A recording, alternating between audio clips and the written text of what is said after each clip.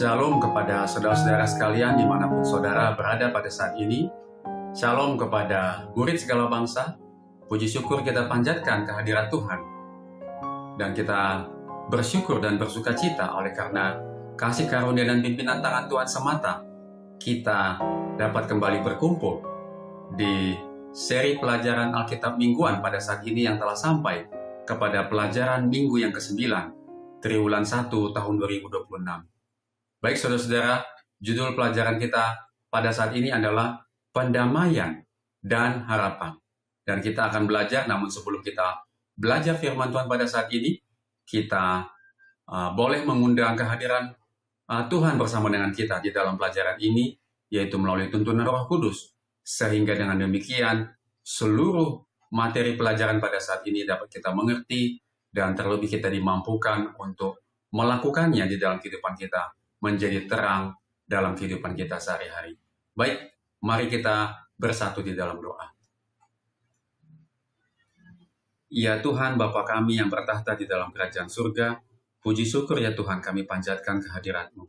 Oleh karena kebaikan-Mu, pimpinan Tuhan kepada kami, kasih sayang Tuhan kepada kami, dan kami dapat kembali berkumpul pada saat ini untuk kembali mempelajari seri pelajaran Alkitab mingguan yang pada saat ini berjudul Pendamaian dan Harapan. Biarlah ketika kami diberikan dan kami mempelajari mengenai pendamaian dan harapan, kami semakin dikuatkan, semakin mengerti akan keselamatan yang Kau telah berikan kepada kami. Dan harapan bagi kami untuk menantikan kedatangan-Mu yang kedua kali semakin kuat bertumbuh, dan kami dapat membagikan pengharapan dan pendamaian ini kepada orang-orang sekeliling kami. Biarlah melalui firman ini, kabaran firman Tuhan boleh tersampaikan lebih cepat dan sampai kepada seluruh umat-umat Tuhan seluruh dunia, sehingga kedatangan-Mu yang tidak lama lagi menjadi kegenapan dan menjadi kerinduan yang boleh terjadi di dalam kehidupan kami. Terima kasih ya Tuhan, di dalam nama Yesus kami berdoa dan mengucap syukur. Amin. Baik saudara-saudara, pendamaian dan harapan. Ayat inti atau ayat hafalan pelajaran kita pada saat ini tertulis di dalam 2 Korintus 5 ayat 21.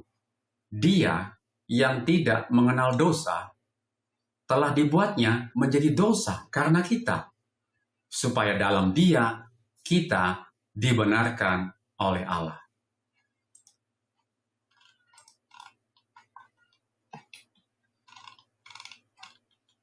Paulus melanjutkan tema pendamaian yang begitu jelas ditekankan dalam Kolose 1 ayat 20. Saudara bisa lihat di pelajaran ke-8 hari Kamis minggu yang lalu. Di sana ia menggambarkan pendamaian yang mencakup seluruh dunia. Ia menggambarkan pendamaian yang mencakup seluruh dunia bagi siapa saja, sementara bagian selanjutnya menjadi lebih personal dan individual. Melalui kematiannya di kayu salib, Yesus telah menggenapkan pendamaian bagi semua orang dan segala sesuatu, khususnya bagi manusia yang terpisah dari kehidupan Allah karena dosa. Namun kini, melalui Yesus, mereka telah diperdamaikan dengannya melalui iman. Proses pendamaian individu dijelaskan lebih lanjut dalam bacaan pekan ini. Sebagaimana dalam lingkup kosmis, pendamaian ini terjadi melalui kematian Kristus. Pada tingkat individu, salib bukan sekedar simbol fasik, tetapi menjadi realitas yang aktif, di mana kasih Allah mengubahkan manusia saat mereka mendengar Injil dan menerima Kristus sendiri, yaitu pengharapan akan kemuliaan. Paulus juga berbicara tentang rahasia yang tersembunyi dari abad ke abad dan dari turunan ke turunan, tetapi yang sekarang bagi kita dinyatakan kepada orang-orang kudusnya. Kolose 1 ayat 26. Apakah rahasia ini? Dan apa saja yang digambarkannya secara keseluruhan, baik bagi individu maupun bagi alam semesta. Dan bagaimana rahasia ini berhubungan dengan Injil yang telah Paulus sampaikan dengan begitu semangat. Nah, pertanyaan-pertanyaan ini akan dijawab di pelajaran selanjutnya, di pelajaran kita pada saat ini. Oleh sebab itu, saudara-saudara, jangan tinggalkan pelajaran ini karena ada rahasia yang berabad-abad yang tersembunyi yang sekarang dibukakan bagi kita. Nah, apakah rahasia itu? Mari kita berlanjut ke pelajaran berikutnya. Pelajaran hari Minggu diperdamaikan dari perbuatan jahat. Bacalah Kolose 1 ayat 21-22. Apakah yang Paulus maksudkan dengan hidup jauh dari Allah dan menjadi musuhnya? Dan apakah hasil akhir yang diharapkan dari kematian Kristus? Apa artinya hidup jauh dari Allah dan menjadi musuh Allah? Mari kita buka Kolose 1 ayat 21-22.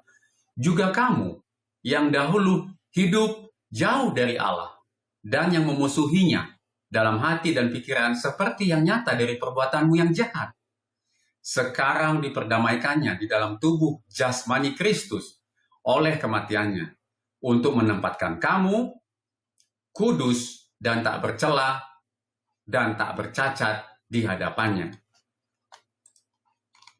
Kemudian di ayat berikutnya, Efesus 5 ayat 7. Supaya dengan demikian, ia menempatkan jemaat di hadapan dirinya dengan cemerlang, tanpa cacat, atau kerut, atau yang serupa itu. Tetapi supaya jemaat kudus dan tidak bercela. Paulus selalu melukiskan gambaran yang suram tentang manusia. Setidaknya, manusia yang terpisah dari kebenaran Kristus. Dan siapakah saat ini setelah hampir 2000 tahun yang dapat membantah pandangan tersebut? Seseorang pernah berkata bahwa satu doktrin Kristen yang tidak perlu diterima dengan iman adalah keberdosaan manusia. Namun sejak kejatuhan dalam dosa, Allah telah mengambil inisiatif untuk mendamaikan kita, seburuk apapun kita, dengan dirinya. Artinya sejak awal, Allah telah bekerja untuk menyelesaikan masalah dosa ini. Bahkan jika satu-satunya cara itu adalah kematiannya di kayu salib. Kematian Allah sendiri di kayu salib. Di Eden, Allah memanggil Adam, mahakarya ciptaannya. Allah berkata, "Di manakah engkau?" Kejadian 3:9. Dan hingga hari ini, dia terus mencari dombanya yang tersesat, yaitu kita. Dia mencari kita satu persatu. Dia memiliki rencana yang sempurna untuk menjangkau kita, menerapkan janji yang masih dalam bentuk embrio dalam Kejadian 3:15. Sampai Yesus datang ke dunia ini dengan kelahirannya, dengan menempatkan permusuhan antara kita dan iblis. Terkadang Injil dibuat begitu rumit dan teoritis, sehingga tidak memiliki banyak makna praktis bagi kehidupan abad ke-21. Namun, sebenarnya Injil cukup sederhana dan itu mudah dipahami. Injil memiliki 3 bagian. Yang pertama, yaitu karena kita tidak berdaya untuk menyelamatkan diri sendiri, Yesus datang dan mati untuk dosa-dosa kita. Kedua, dengan menerima kematiannya sebagai bagian kita, melalui iman, pertobatan, dan baptisan, kita dibenarkan dan dibebaskan dari hukuman dosa. Ketiga, kehidupan yang kita jalani sekarang adalah hasil dari kesatuan kita dengan Kristus. Setelah kita dibebaskan dari dosa, dan setelah kita Yesus mati di salib dan kita dibebaskan dari dosa, dan kita menerimanya melalui iman, yaitu melalui pertobatan, dan kita dibaptis untuk membuktikan pertobatan kita kepada umum. Yang ketiga, itu berarti kehidupan setelah itu adalah hasil dari kesatuan kita dengan Kristus. Iman kita dengan Kristus, mengalami kuasa penciptaannya kembali, dan dia hidup di dalam kita. Yaitu artinya, setelah kita dibaptis, dan kita bangkit dari kolam baptisan, dari air yang baptisan melambangkan kita telah dikuburkan dalam hidup kita yang lama, maka sesuai dengan Galatia 2 ayat 20, ya saya membacakan ayat ini saja. Namun aku hidup, tetapi bukan lagi aku sendiri yang hidup, melainkan Kristus yang hidup di dalam aku. Dan hidupku yang kuhidupi sekarang di dalam daging adalah hidup oleh iman dalam anak Allah, yaitu Yesus Kristus, yang telah mengasihi aku dan menyerahkan dirinya untuk aku. Ini bukanlah tahapan atau peristiwa yang harus terjadi secara terpisah. Semuanya bisa terjadi sekaligus. Artinya yang pertama, kedua, dan yang ketiga. Ya, semuanya bisa terjadi sekaligus bila begitu kita siap menerima Yesus ke dalam hidup kita. Dan hal ini dapat diperbaharui setiap hari saat kita menyerahkan diri kepadanya setiap pagi. Terlepas dari bagaimana masing-masing dari kita mengalami karya penyelamatan Kristus dalam hidup, dasar dari semuanya tetaplah kematian Yesus. Kita harus selalu kembali kepada hal itu, yaitu kematian Yesus Kristus di kayu salib untuk penebusan kita. Di sini ada pertanyaan di hari Minggu, ketika Anda melihat diri sendiri, karakter Anda, karakter saya, dan hati Anda yang paling dalam, hati kita yang paling dalam, apakah hal itu tunjukkan tentang kebutuhan Anda akan salib? Ya, kita bisa lihat jawabannya yang bisa saya bagikan. Seringkali kita merasa cukup baik dibandingkan dengan orang lain. Namun, standar Allah bukanlah perbandingan antar manusia, melainkan harus dibandingkan dengan kesempurnaannya, kesempurnaan Allah, karakter Allah. Saat kita jujur melihat egoisme, kemarahan atau kebanggaan dalam hati kita, kita menyadari tidak ada jumlah amal atau perbuatan kita atau usaha kita sebagai manusia yang bisa menjembatani jurang itu. Jadi hanya salib yang cukup kuat untuk menjadi jembatannya.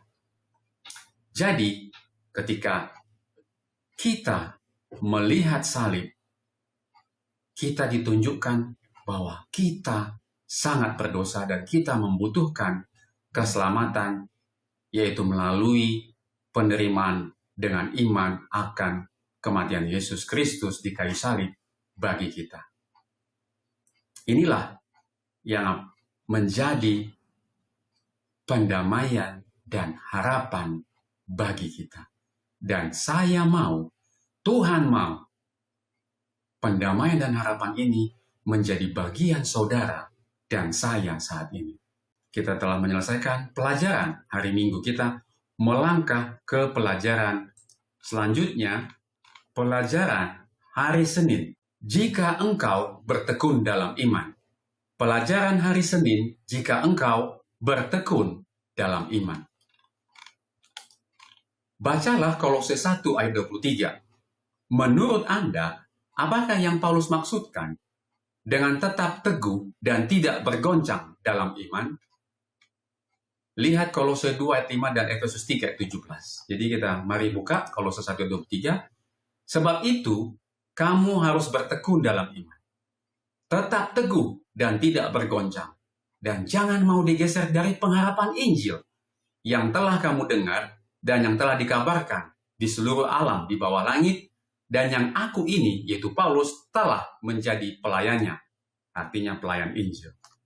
Kemudian di Kolose 2 ayat 5, sebab meskipun aku sendiri tidak ada di antara kamu, tetapi dalam roh aku bersama-sama dengan kamu, dan aku melihat dengan sukacita tertib hidupmu dan keteguhan imanmu dalam Kristus. Sehingga oleh imanmu, Kristus diam di dalam hatimu, dan kamu berakar serta berdasar di dalam kasih.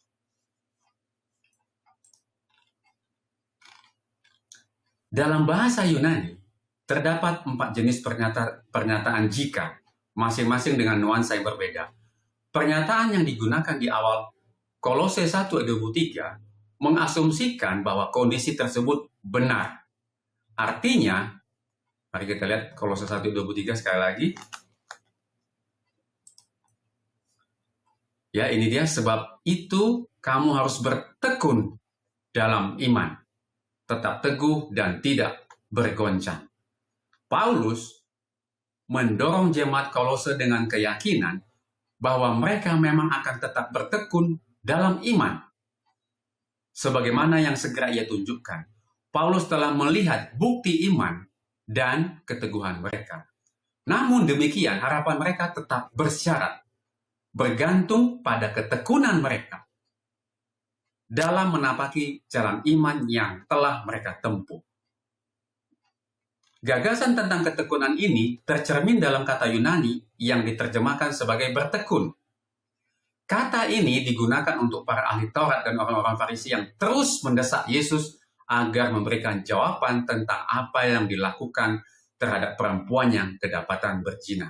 Kata itu adalah sama dengan yang terdapat di dalam Yohanes 8 ayat 7, yaitu bertekun itu terus mendesak, terus konsisten, ya, tetap dilakukan. Itu arti bertekun.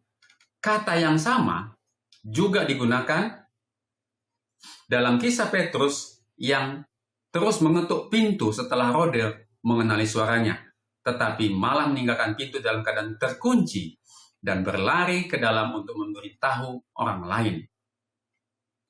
Kisah 12 ayat 16. Kata ini juga digunakan oleh Paulus yang mendorong Timotius untuk tetap memegang teguh ajaran doktrin dan pedoman praktis yang telah iajarkan di 1 Timotius 4 ayat 16. Maknanya di sini sama, kecuali bahwa kata ini diterapkan kepada orang percaya secara umum.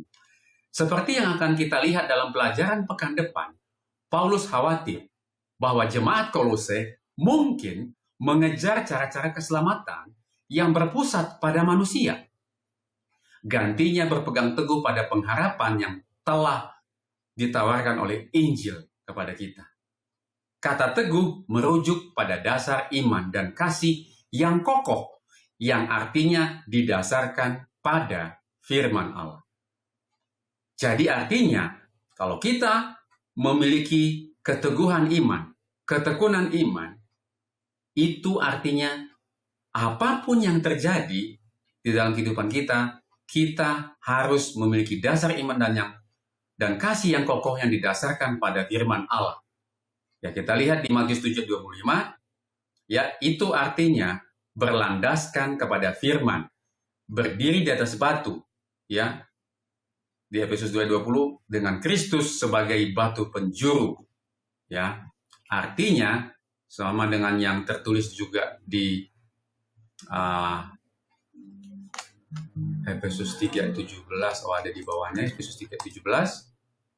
Sehingga oleh imanmu Kristus diam di dalam hatimu dan berakar serta berdasar di dalam kasih. Jadi artinya segala sesuatu harus didasarkan sama seperti pencobaan Yesus pada saat ia berpuasa di padang gurun. Dia dicobai oleh iblis. Yesus selalu mengatakan, ada tertulis. Jadi untuk segala pergumulan saudara-saudara, kita harus mendasarkan selalu kepada firman Allah. Kembali kepada Alkitab. Ya. Sola Scriptura. Hanya berlandaskan kepada firman aja, Alkitab saja. Terkait dengan gagasan ini, kata Yunani yang diterjemahkan sebagai tidak bergoncang mengacu pada suatu struktur yang tidak tergoyahkan dan secara lebih luas pada seorang Kristen yang tidak dapat digeser. Ya, dia tetap dan kokoh, tidak dapat digeser dari pengharapan Injil. Kata yang sama juga digunakan, ya, di dalam 1 Korintus 15 ayat 58. Berdirilah teguh, jangan goyah, dan giatlah selalu dalam pekerjaan Tuhan. Nah, dari ayat 1 Korintus 15 ayat 58 ini, ya, mari kita lihat. Kata giatlah selalu dalam pekerjaan Tuhan. Ini artinya orang yang bertekun di dalam imannya kepada Yesus, dia akan berdiri teguh dan jangan goyah. Bertekun di dalam iman itu artinya tidak hanya percaya, tetapi dia juga berbuat. Karena iman akan mati kalau tidak disertai dengan perbuatan. Nah, perbuatan yang dimaksud adalah sesuai 1 Korintus 15 ayat 58, itu artinya kita giat selalu di dalam pekerjaan Tuhan. Ya, seperti firman berkata, celakalah aku kalau aku tidak menginjil. Artinya kalau kita sudah tahu kebenaran akan pendamaian dan harapan yang kita pelajari pada saat ini, maka pendamaian dan harapan atau Injil itu kita akan giat selalu dalam pekerjaan Tuhan. Itulah makanya kita baru bisa disebut sebagai bertekun di dalam iman. Tidak hanya percaya, tetapi juga berbuat. Ya, sebab kamu tahu bahwa dalam persekutuan dengan Tuhan, jerih payahmu tidak sia-sia. Bertentangan dengan kepercayaan umum tentang sekali diselamatkan tetap diselamatkan, Paulus justru mengatakan sesuatu yang sama sekali berbeda. Artinya, harus ada hubungan terus-menerus, pekerjaan terus-menerus. Dengan pekerjaan Tuhan, kita harus selalu terhubung selalu dengan siapa? Dengan Kristus. Bukan sekali selamat, tetap diselamatkan. Nah, bagaimanakah pengalaman Anda mengenai pentingnya bertekun dalam iman? Dengan kata lain, mengapa Anda harus selalu secara sadar memilih untuk melakukannya? Apakah yang akan terjadi jika Anda tidak melakukannya? Nah, sama seperti doa. Doa adalah nafas jiwa. Ya, firman Tuhan katakan, jadi kalau kita berhenti bernafas, berhenti berdoa, itu berarti berhenti bernafas. Jiwa kita berhenti bernafas. Artinya, hubungan kita terputus dengan Kristus, dengan surga. Oleh sebab itu, kita perlu bertekun di dalam iman kita. Memiliki hubungan yang terus-menerus dengan siapa? Dengan Kristus. Dan selalu, seperti ayat yang tadi katakan di 1 Korintus 15 ayat 58, kata selalu itu kan berarti tekun, terus-menerus, tidak terputus. Bukan hanya event di dalam hidup, tetapi merupakan suatu gaya hidup sama seperti yang Tuhan katakan dengan berdoa. Berdoa adalah nafas jiwa. Doa itu adalah nafas jiwa. Kalau kita berhenti berdoa, itu berarti kita berhenti bernafas, berarti hubungan kita terputus dengan Tuhan. Dan teguh dan jangan goyah di sini juga sama dengan, berlaku sama dengan pekerjaan. Giatlah selalu dalam pekerjaan Tuhan. Nah, apakah yang terjadi jika kita tidak melakukannya? Berarti kita bisa mengalami ketidakselamatan. Kita gagal memperoleh keselamatan yang Tuhan telah sediakan bagi kita. Jadi keselamatan Kristus, syarat dan ketentuan berlaku. Memang diberikan kepada semua orang, tetapi harus ada tindakan sambutan dari kita sebagai manusia ketika keselamatan itu kita ketahui dan sudah diberikan kepada kita. Inilah pendamaian dan harapan yang Tuhan mau berikan kepada kita di dalam pelajaran kita, di pelajaran hari Senin saat ini, yaitu kita harus bertekun di dalam iman. Baik, kita melangkah kepada pelajaran hari Selasa. Pelajaran hari Selasa, rencana kekal Allah. Bacalah Kolose 1 ayat 24-25. Ya, apakah yang Paulus katakan mengenai penderitaannya demi Kristus? Sekarang aku bersuka cita bahwa aku boleh menderita karena kamu. Wah, luar biasa nih Paulus ya. Sukacitanya adalah karena dia dikaruniai menderita untuk jemaat. Ya, Paulus katakan, aku bersuka cita bahwa aku boleh menderita karena kamu dan menggenapkan dalam dagingku apa yang kurang pada penderitaan Kristus untuk tubuhnya, yaitu jemaat. Aku telah menjadi pelayan jemaat itu sesuai dengan tugas yang dipercayakan Allah kepadaku untuk meneruskan firman-Nya dengan sepenuhnya kepada kamu. Kegenapan ayat ini seharusnya juga menjadi kegenapan dalam hidup saudara dan saya. Ya, kita adalah pelayan jemaat. Dan kalau kita menderita menggenapkan apa yang kurang, kata Rasul Paulus, pada penderitaan Kristus untuk tubuhnya, untuk jemaat, untuk saudara dan saya. Dan kita adalah pelayan jemaat, sama seperti Rasul Paulus. Meskipun Paulus menulis surat Kolose saat berada dalam tahanan rumah di Roma, mungkin penderitaan terbesarnya adalah bukan dia di penjara, saudara-saudara. Penderitaan terbesarnya adalah ketidakmampuannya untuk melayani dengan sepenuh tenaga dari satu tempat ke tempat yang lain dan dari rumah ke rumah, seperti yang sebelumnya ia lakukan. Kisah 20 ayat 20. Penderitaan atau kesengsaraan ini yang telah diperingatkan oleh Kristus sebelumnya tidak dapat dibandingkan dengan kemuliaan yang akan dinyatakan kepada kita. Penderitaan itu tidak ada bandingannya dengan kemuliaan yang akan dinyatakan kepada kita. Ini adalah gambaran yang lebih besar. Seperti yang telah Paulus tuliskan kepada jemaat di Filipi, kini kepada jemaat di Kolose. Ia bersukacita atas penderitaannya yang adalah untuk kepentingan mereka. Bagaimana dengan saudara dan saya? Apakah ketika waktu yang diminta oleh Tuhan untuk melayani jemaat masih sebatas waktu, apakah kita sudah menderita dan menggerutu dan mengeluh? Paulus bahkan sampai masuk ke dalam penjara. Di penjara bahkan bukan karena dia salah, justru karena dia benar. Tapi dikatakan dia bersuka cita atas penderitaannya, mau menderita untuk kepentingan jemaat. Bagaimana dengan saudara dan saya? Paulus boleh saja di penjara, tetapi firman Allah tidak terbelenggu. Bagaimana dengan saudara? Kembali saya tanyakan. Karena kita saja dalam keadaan yang bebas, tidak di penjara, dalam keadaan yang enak, dalam keadaan yang cukup, dalam keadaan yang penuh dari berkat Tuhan, kita tidak menjadi pelaku mengabarkan firman. Tapi lihat kalimat yang saya highlight warna hijau ini, saudara-saudara. Paulus boleh saja di penjara, tetapi firman Allah tidak boleh terbelenggu atau terpenjara. Firman harus tetap dikabarkan kepada jemaat, kepada seluruh bangsa.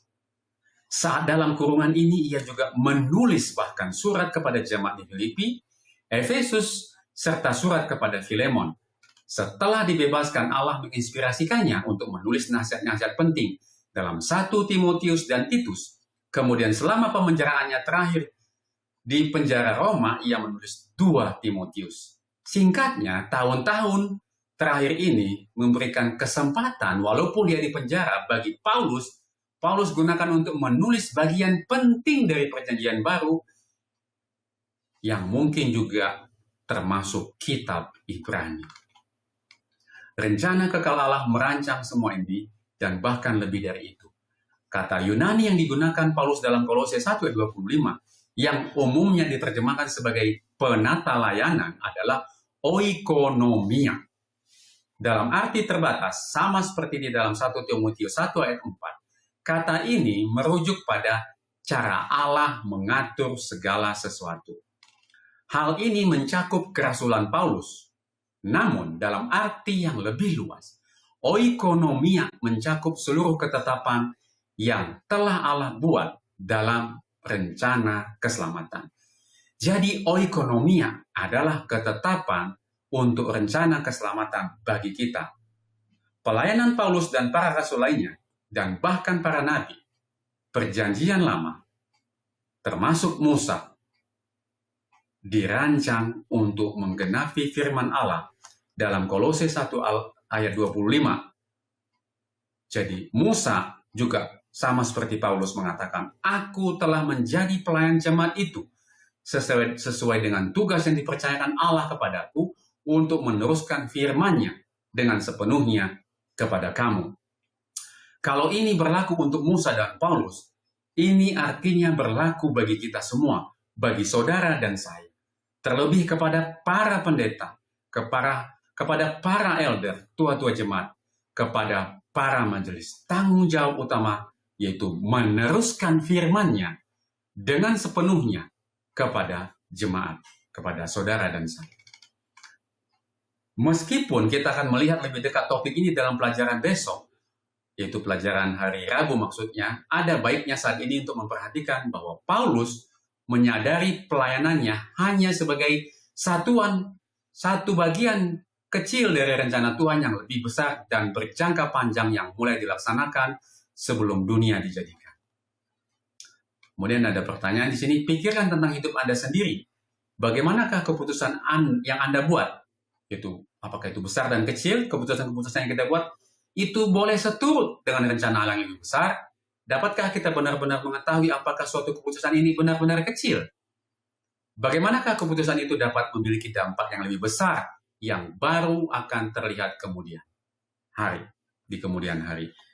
Baik, saudara, ada satu contoh yang saya bisa bagikan ada di dalam Perjanjian Baru ya, di dalam Alkitab ada contoh kecil bagaimana keputusan yang menurut kita kecil tapi ternyata memiliki dampak yang besar dan kadang baru terlihat di kemudian hari. Pertanyaan ini adalah pertanyaan personal, saudara juga mungkin boleh bagikan dan boleh sharing jawabannya di kolom komentar kalau saudara berkenan.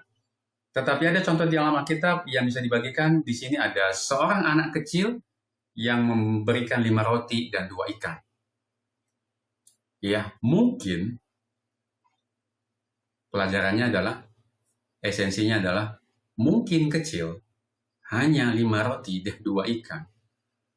Ya, tetapi bisa memberikan dampak yang besar, yaitu memberikan makan 5.000 orang.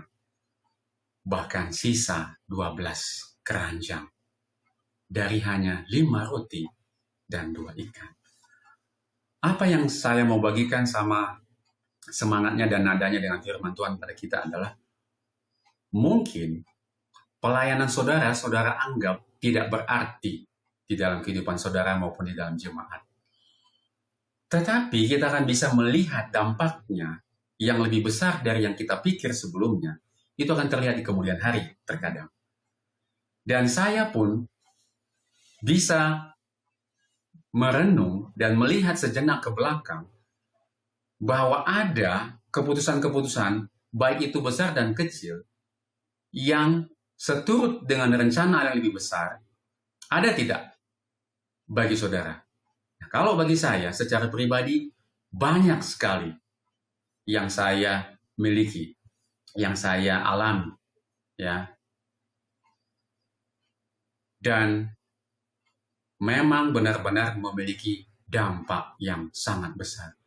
Dan terkadang kita baru menyadari setelah waktu berjalan dan kita melihat ke belakang, oh, ternyata keputusan ini yang saya anggap kecil ternyata sangat besar menuntun dalam kehidupan saya. Bahkan berpengaruh besar bukan hanya kepada diri kita dan keluarga kita dan jemaat kita, bahkan kepada orang banyak. Jadi ini adalah pertanyaan perenungan. Kalau saudara mau ada yang saudara bagikan, silakan bagikan. Sekiranya itu boleh saudara bagikan di dalam kolom komentar untuk menjadi berkat bagi saya dan bagi orang lain. Baik, kita akan melanjut kepada pelajaran hari Rabu. Di pelajaran hari Rabu, judulnya adalah Rahasia Allah Dinyatakan. Bacalah Kolose 1 ayat 26 sampai 27. Paulus 2 kali berbicara tentang rahasia. Rahasia apakah itu? Mari kita baca. Yaitu rahasia yang tersembunyi dari abad ke abad dan dari turunan ke turunan, tetapi yang sekarang dinyatakan kepada kita, orang-orang kudusnya. Kepada mereka, Allah mau memberitahukan betapa kaya dan mulianya rahasia itu di antara bangsa-bangsa lain, yaitu Kristus ada di tengah-tengah kamu, Kristus yang adalah pengharapan akan kemuliaan. Di tempat lain, Paulus merujuk pada rahasia Allah, yaitu tujuan kekal Allah yang sebelum dunia dijadikan, telah disediakan Allah bagi kemuliaan kita. 1 Korintus 2:7. dan dinyatakan melalui rencana keselamatan. Petrus berbicara tentang kebenaran ini sebagai sesuatu yang telah dinantikan oleh para nabi dan yang ingin diketahui oleh malaikat. Waktu rencana keselamatan itu bahkan Adam dan Hawa, waktu Kain dan Habel lahir, mereka pikir inilah juru selamat yang mereka nantikan, yang Tuhan ucapkan dan janjikan kepada mereka. Namun sampai berlalunya waktu, Kain, Habel, Set, Abraham, Nuh, Musa, Yunus, dan semua tokoh-tokoh pahlawan-pahlawan Alkitab, hamba-hamba Tuhan di Alkitab, belum digenapi janji keselamatan itu, yaitu Mesias, Yesus Kristus, yang akan membawa kita kembali pulang ke surga. Ya, malaikat-malaikat dan para nabi menantikan. Ya, rencana ini telah dirancang sebelum dunia dijadikan dan yang didiamkan berabad-abad lamanya. Namun melalui kehidupan, kematian, dan kebangkitan Kristus, barulah rahasia ini telah dinyatakan. Ya, di dalam 2 Korintus 3:14. Kehidupan, kematian, dan kebangkitan Kristus, janji kegenapan dari Injil di dalam Kejadian 3 ayat 15. Bagaimana ayat-ayat ini menolong, bagaimana kita memahami, bagaimana ayat-ayat berikut tentang rahasia Allah menolong kita dari berbagai aspek, menerangi berbagai aspek dari rencana keselamatan.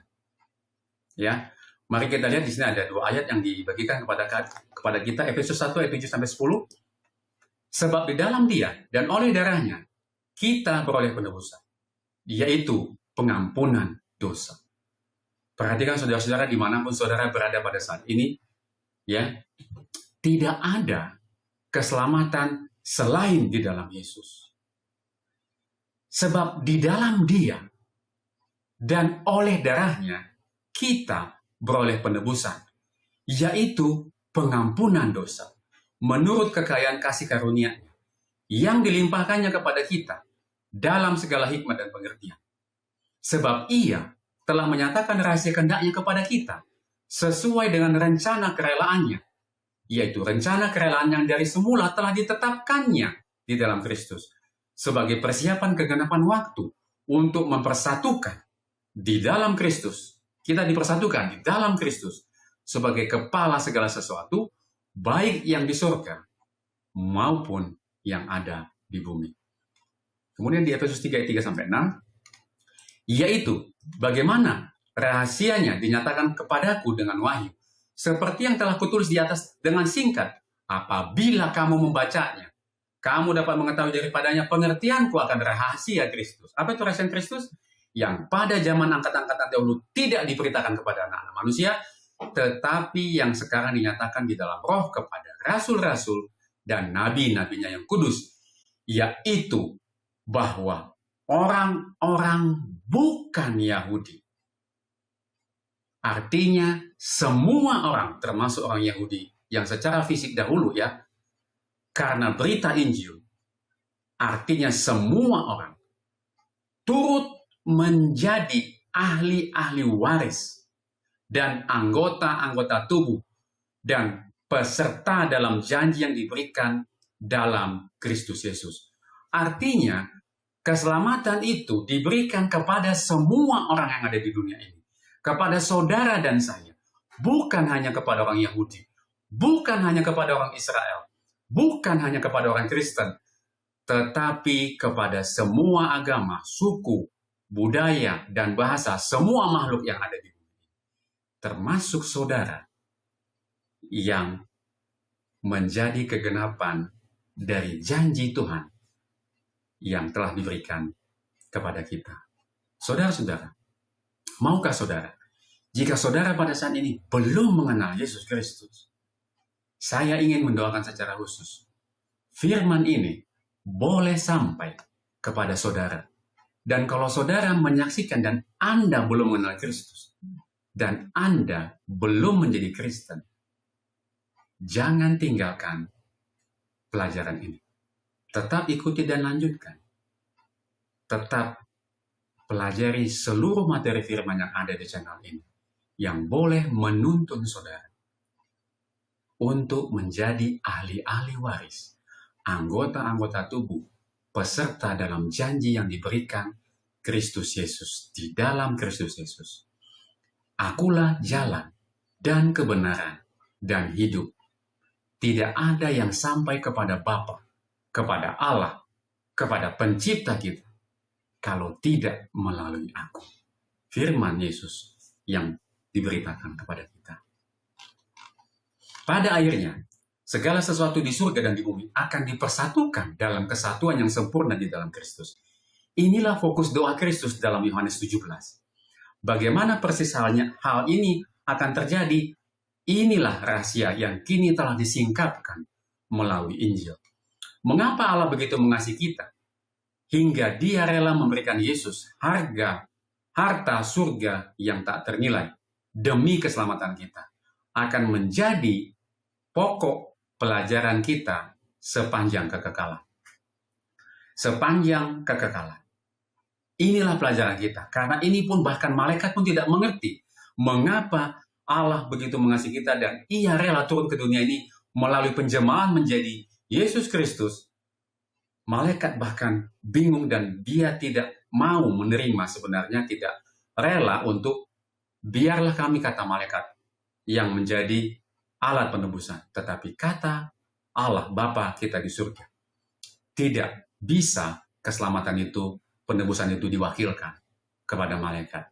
Sesuai dengan tema pelajaran kita yang lalu, bahwa kematian Yesus adalah Allah yang menjelma menjadi manusia. Dialah yang mengorbankan dirinya sendiri kepada kita.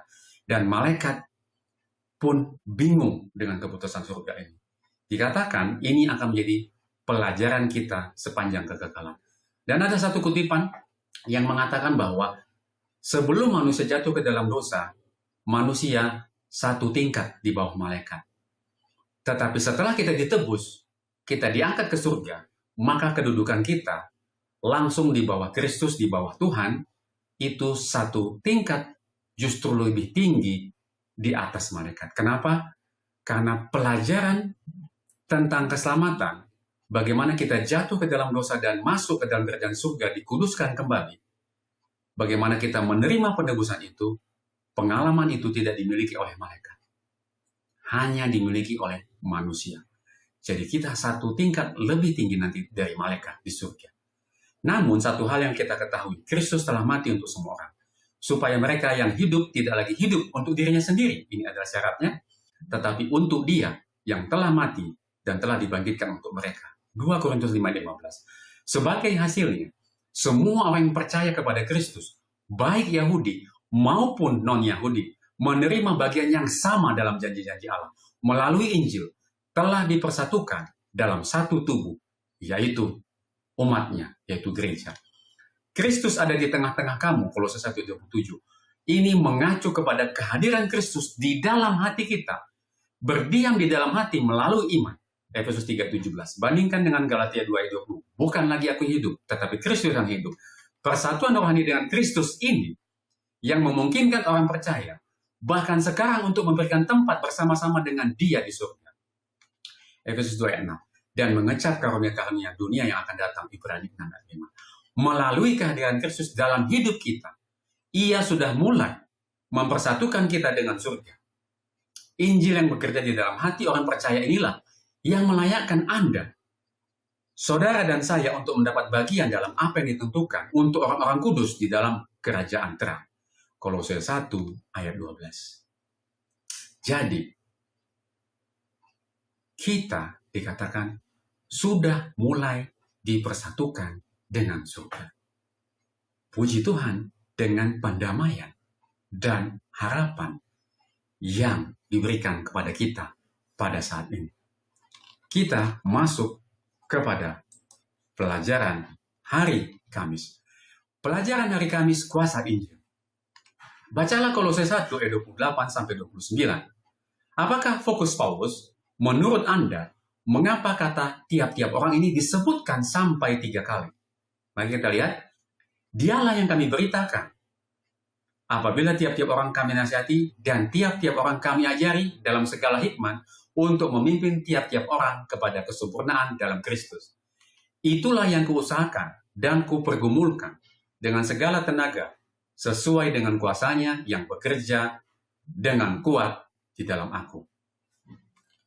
Fokus pemberitaan Paulus adalah Kristus yang disalibkan. Dan itu juga yang harus menjadi fokus pemberitaan saudara dan saya. Kristus yang disalibkan. 1 Korintus 1 ayat 23. Menurut Efesus 5 ayat 27.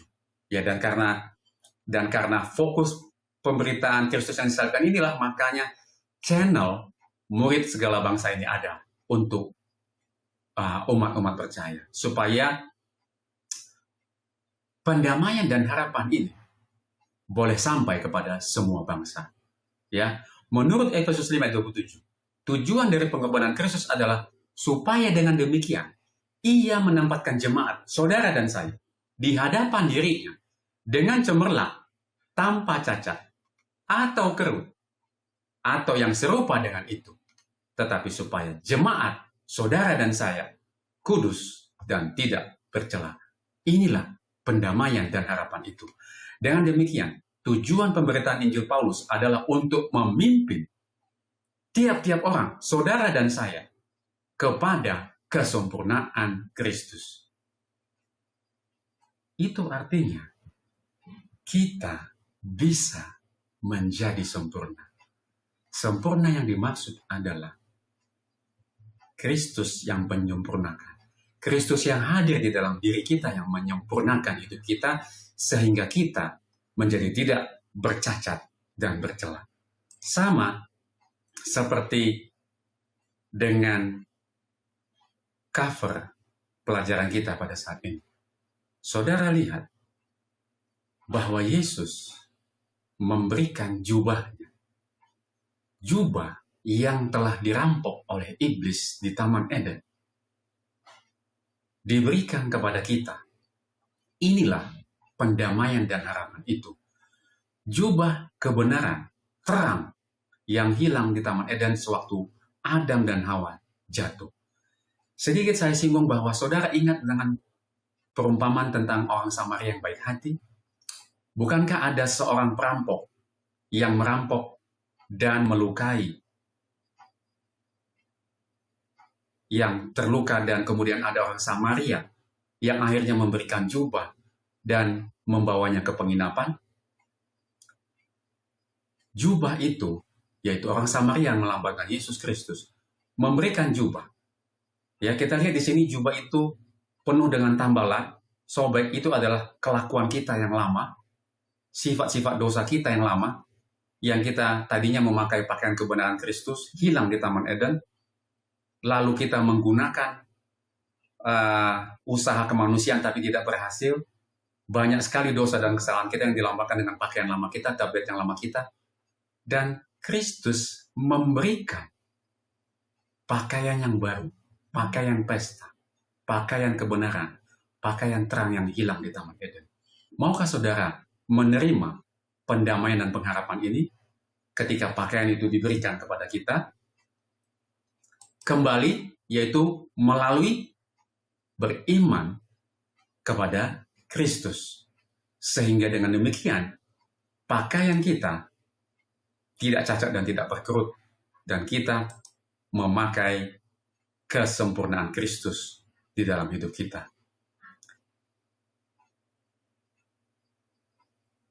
Tujuan pemberitaan Injil Paulus, saya ulangi di sini, adalah untuk memimpin tiap-tiap orang kepada kesempurnaan di dalam Kristus.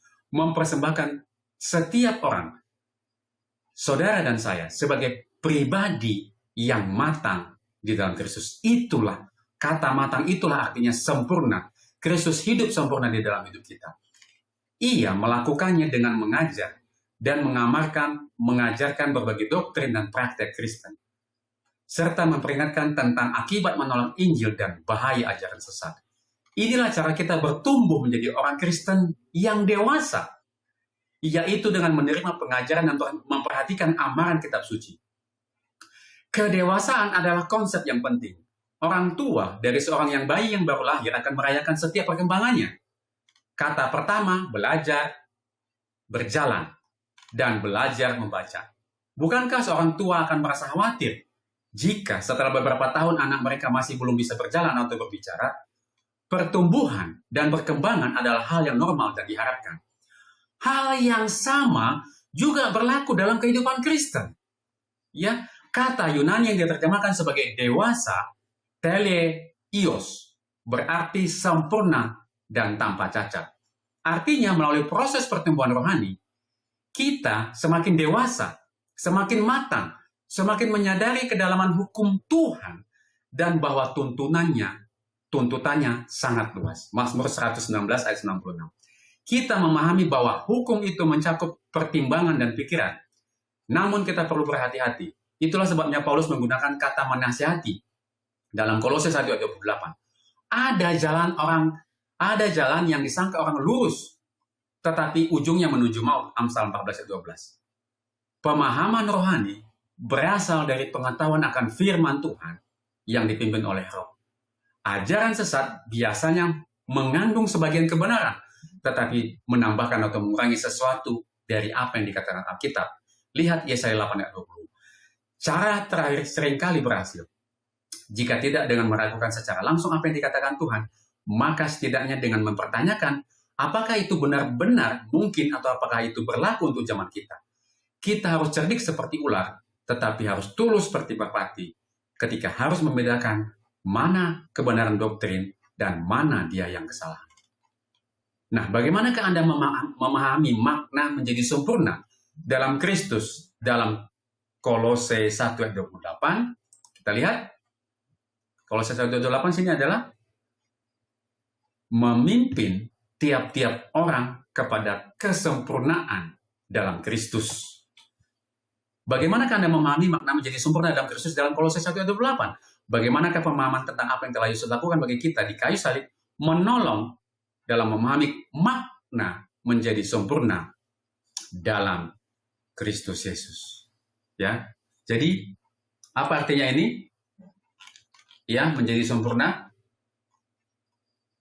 Ya, jadi artinya bahwa segala sesuatu yang kita lakukan, pikiran, perkataan, perbuatan, itu menjadi sempurna, benar selalu yang kita lakukan oleh karena Kristus yang hidup di dalam kehidupan kita. Ya. Jadi, ya, jika Kristus ada di dalam Anda, maka setiap tindakan, kata-kata, keputusan Anda hari ini, keputusan kita hari ini adalah cermin dari kehadirannya. Kita tidak sedang menunggu kemuliaan dimulai nanti. Kemuliaan itu sudah mulai bekerja di dalam diri kita sekarang melalui proses pengudusan. Ya, artinya inilah yang Tuhan maksud menjadi sempurna. Ya, sama seperti yang saudara lihat tadi di sini, ya. Menjadi dewasa, teleios. Ya. Artinya kita akan mengalami pertumbuhan rohani, kita akan menyadari kedalaman hukum Tuhan dan bahwa tuntutannya sangat luas.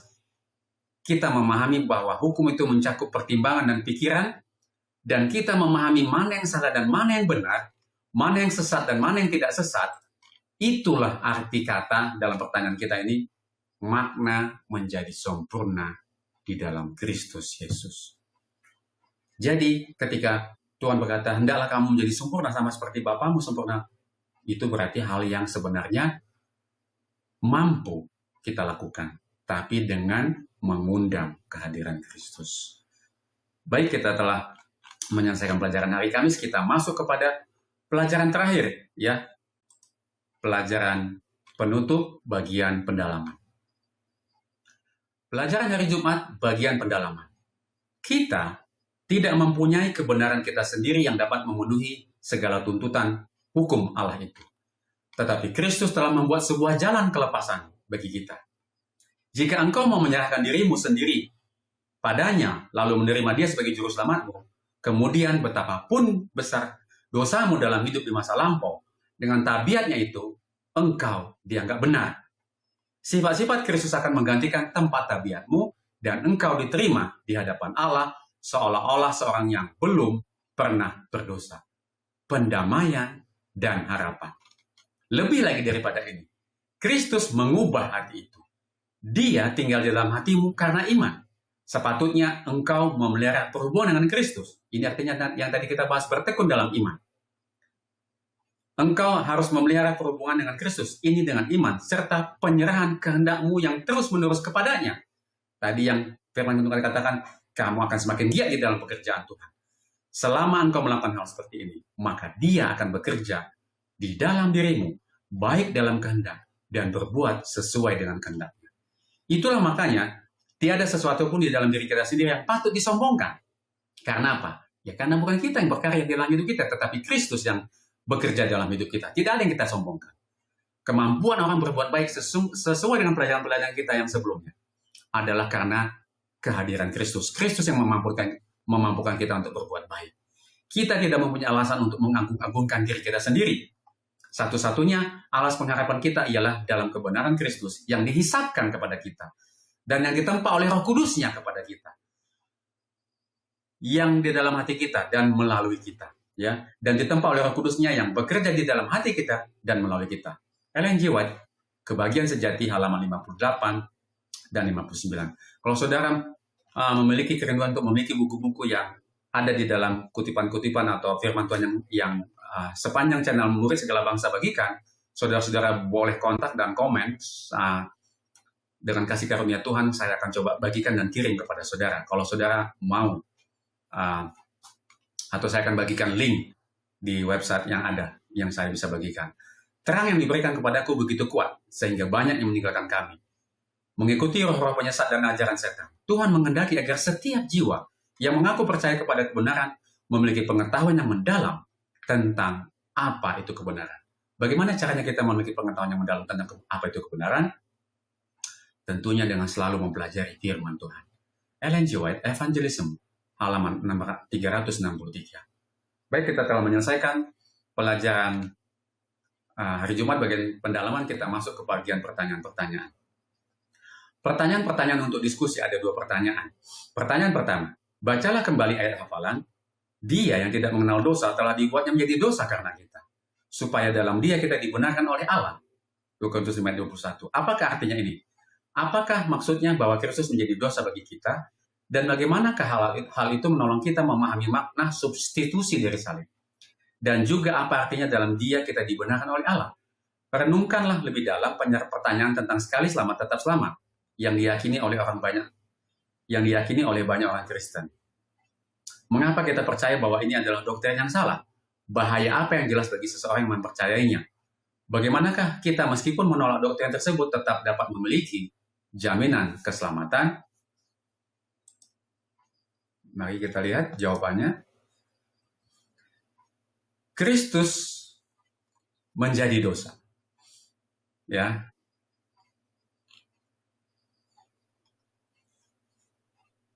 Ada yang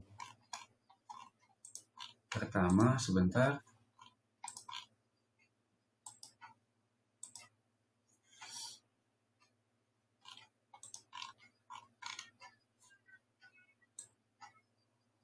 Ya, ini dia.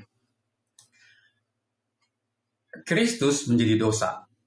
Memahami perkataan ajaib 2 Korintus 5:21 ya, Kristus menjadi dosa. Ini bukan berarti Yesus menjadi seorang berdosa secara moral. Sebaliknya, ia mengambil posisi hukum kita. Semua dosa diletakkan di atasnya sehingga ia menanggung murka dan konsekuensi maut yang seharusnya menjadi milik kita. Artinya dia menanggung hukuman kita. Bukan artinya Kristus menjadi berdosa, tetapi kutuk dosa itu Kristus yang tanggung. Kita menjadi kebenaran Allah. Sebagai gantinya, ketika kita berada di dalam Dia, Allah mengenakan kebenaran Kristus kepada kita. Ya, inilah yang dilambangkan dengan gambar ini. Allah mengenakan kebenaran Kristus kepada kita. Ya, Allah memperlakukan kita seolah-olah kita adalah Kristus yang tidak pernah berdosa, dan memperlakukan Kristus seolah-olah Ia adalah kita yang penuh dosa. Ini untuk menjawab bagian pertama dari pertanyaan itu. Ada bagian kedua dari pertanyaan pertama. Apa bahaya doktrin sekali selamat tetap selamat? Yang pertama, penyalahgunaan kasih karunia. Jika seseorang merasa keselamatannya tidak mungkin hilang terlepas dari pilihannya, maka akan ada kecenderungan untuk menjadi suam-suam kuku atau terus hidup dalam dosa, atau Kemessianisme. Ya, udahlah. Berarti tidak memerlukan ketergantungan terus-menerus. Berarti apapun pilihan berikutnya, saya pasti selamat. Tidak seperti itu. Ya, kalau sekali selamat tetap selamat, berarti ya pilihan-pilihan kita berikutnya menjadi tidak berpengaruh kepada keselamatan. Tetapi keselamatan itu adalah, kasih karunia itu adalah tetap terus-menerus terhubung dengan Kristus, kita tetap melakukan pekerjaannya, terhubung dengan Kristus, beriman terus, bertekun terus dalam iman kita, tidak goyah, tidak goncang, artinya kita percaya dan tetap melakukan pekerjaan Tuhan. Itu artinya kasih karunia. Ya, kalau selamat, sekali selamat tetap selamat, berarti pilihan apapun yang salah berikutnya tidak mempengaruhi keselamatan, itu sangat berbahaya. Kemudian menghilangkan kebebasan memilih. Allah menghormati kebebasan manusia, ya tadi sama ya. Kita bisa memilih. Kalau kita bisa memilih yang salah, ya kita jadinya salah harusnya. Tapi kalau sekali selamat tetap selamat, ya pilihan kita tidak ada lagi pengaruhnya. Ya, kita juga memiliki kemampuan untuk memilih meninggalkannya. Artinya, walaupun keselamatan itu telah menjadi bagian kita, manusia dimampukan untuk tetap tidak lagi berada di dalam keselamatan dengan pilihan yang dipilih. Ya, kemudian jaminan tanpa keangkuhan. Kita tetap memiliki jaminan keselamatan bukan karena kekuatan kita untuk bertahan, melainkan karena Kristus saat ini memilih untuk tinggal di dalam kita. Melainkan karena kita saat ini memilih untuk tinggal di dalam Kristus. Jaminan itu ada selama kita memelihara hubungan yang hidup dengannya. Nah, itulah dia artinya bertekun tadi ya. Bertekun di dalam iman, percaya dan tetap mengerjakan pekerjaan Tuhan. Tetap giat di dalam pekerjaan, di dalam pelayanan. Nah, kemudian pertanyaan yang kedua, seberapa teguh dan tidak goncang Kolose 1:23 iman Anda? Seberapa baik Anda mengetahui apa yang Anda yakini dan mengapa Anda meyakininya? Apa yang dapat Anda lakukan untuk lebih memahami apa yang Anda yakini? Dan mengapa sangat penting bagi Anda untuk teguh dan tidak goncang dalam iman? Ya, mari kita lihat.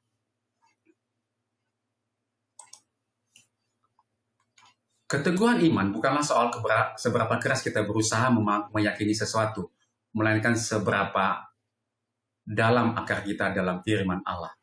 Ya, tadi pertanyaannya kan,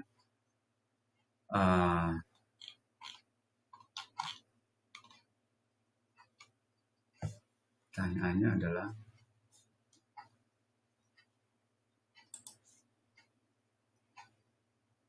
seberapa baik Anda mengetahui apa yang Anda yakini dan mengapa Anda meyakininya.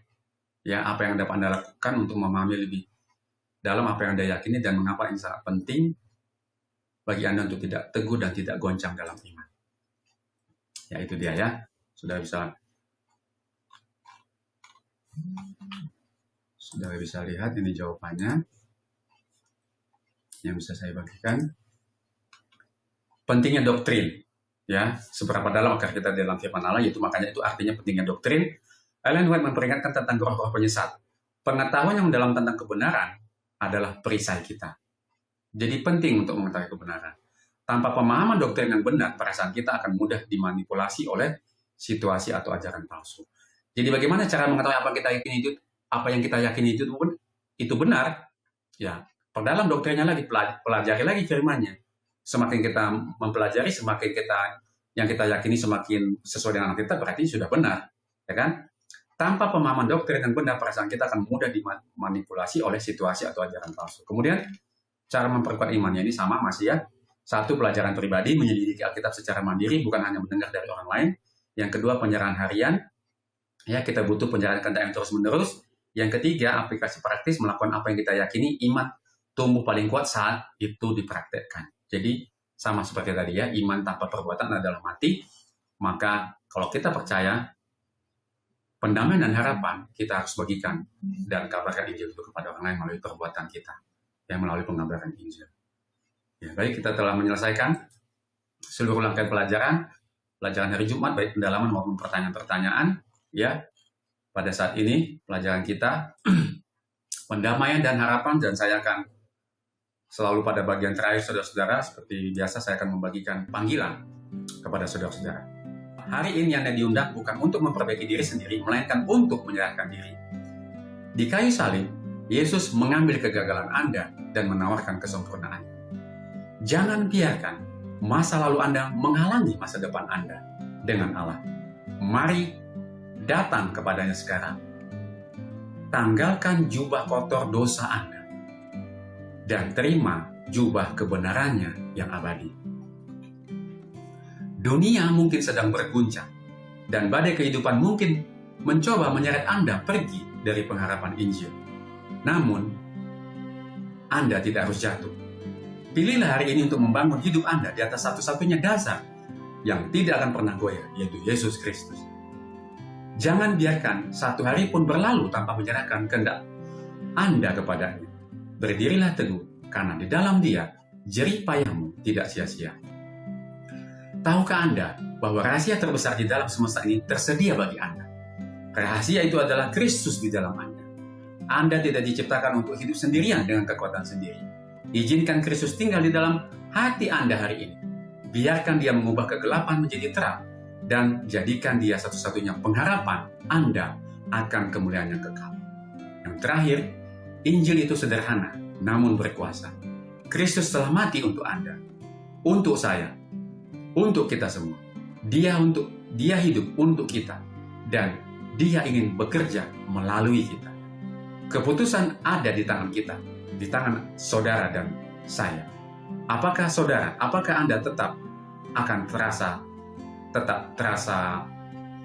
Anda akan tetap terasing, atau apakah Anda akan melangkah masuk ke dalam pendamaian yang sudah Dia sediakan? Jangan tunda lagi.